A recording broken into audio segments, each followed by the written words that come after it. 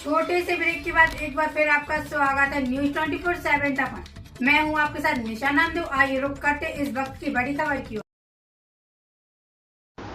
चंद्रपुर में 18 तारीख आज ओबीसी के लिए छात्रावासों की स्थापना की जा रही है, लेकिन पहले ओबीसी के लिए कोई अलग मंत्रालय नहीं था।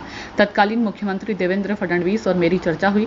इस बात पर मुहर लगी कि ओबीसी के लिए अलग मंत्रालय होना चाहिए। जब मैंने फाइल मेरे पास हस्ताक्षर के लिए आई तो मैंने एक पल की भी देरी किए बिना हस्ताक्षर कर दिए और 9 मार्च 2017 को महाराष्ट्र में ओबीसी के लिए एक अलग मंत्रालय की स्थापना की गई।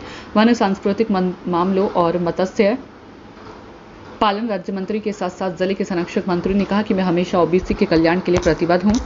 सुधीर मुनगंटीवार के द्वारा दिया गया ओबीसी बालक बालिका छात्रावास क्रमांक 2 का लोकार्पण मुनगंटीवार के द्वारा किया गया। वह उस समय बात कर रहे थे 1.5 से 2 साल में ओबीसी छात्रों के लिए बेहद खूबसूरत हॉस्टल बनकर तैयार हो जाएंगे। ऐसी जानकारी सुधीर मुनगंटीवार ने दी और डिजाइन नासिक की धरती पर तैयार किया गया। मुनगंटीवार ने कहा कि इस अवसर पर विधायक किशोर जोरगेवार, सलाहकार पुरुषोत्तम सातपुते, भाजपा महानगर अध्यक्ष राहुल पावड़े, सहायक आयुक्त कवाड़े आदि पदाधिकारी व कार्यकर्ता मौजूद रहे। माननीय मंत्री अतुल सावे जी के साथ मीटिंग की थी। चंद्रपुर जिले के ओबीसी हॉस्टल ये तुरंत शुरू होना चाहिए और उन्होंने उस 7 अगस्त के बैठक में हमें आश्वस्त किया कि 17 तारीख तक हम ये हॉस्टल शुरू कर देंगे। और आज बराबर जो शब्द मंत्री जी ने दिया था, ओबीसी समाज की जो मांग थी, उसके आधार पर ये हॉस्टल आज शुरू हो रहा है।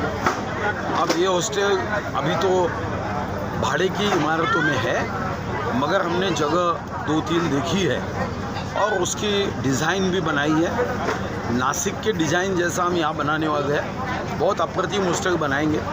उसके साथ जो बच्चे को हॉस्टल में मेरिट में एडमिशन नहीं मिलती मगर उनको सीखने की इच्छा है, तो ऐसे 600 लोगों के लिए 300 लड़के 300 लड़कियाँ आधार योजना भी शुरू कर रहे हैं। मैं सौभाग्यशाली हूँ कि 9 मार्च 2017 को माननीय मुख्यमंत्री जब थे देवेंद्र जी, तब उन्होंने और हमने मिलकर 9 मार्च 2017 को महाराष्ट्र में ओबीसी मंत्रालय स्वतंत्र रूप से किया।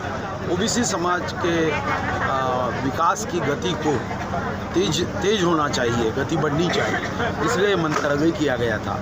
अभी हमने 50% जो एजुकेशन फी प्रोफेशनल में सहूलत थी, अब उसको लड़कियों को, ओबीसी हो या इकोनॉमिकली वीकर सेक्शन हो, उनको अभी 100% कर दी। ये भी अपने आप में बड़ी उपलब्धि है। और सरकार ने मेरी लाडली बहन योजना में तो कोई जात नहीं है, वहाँ तो ओबीसी बहनों को भी 1500 रुपये मिलने वाला है, 18,000 रुपये मिलेंगे, किसानों को 12,000। किसान बहुत बड़ी मात्रा में ओबीसी है, तो ओबीसी किसान हो, ओबीसी बहन हो, ये योजनाओं में बहुत बड़ी मात्रा में उसका फ़ायदा होगा। और हमारी जो कई संस्थाएं हैं, उसके माध्यम से भी ओबीसी समाज की उन्नति का संकल्प हमारे महाराष्ट्र की महायुति सरकार का है, वो आगे ऐसे ही चलते रहेगा।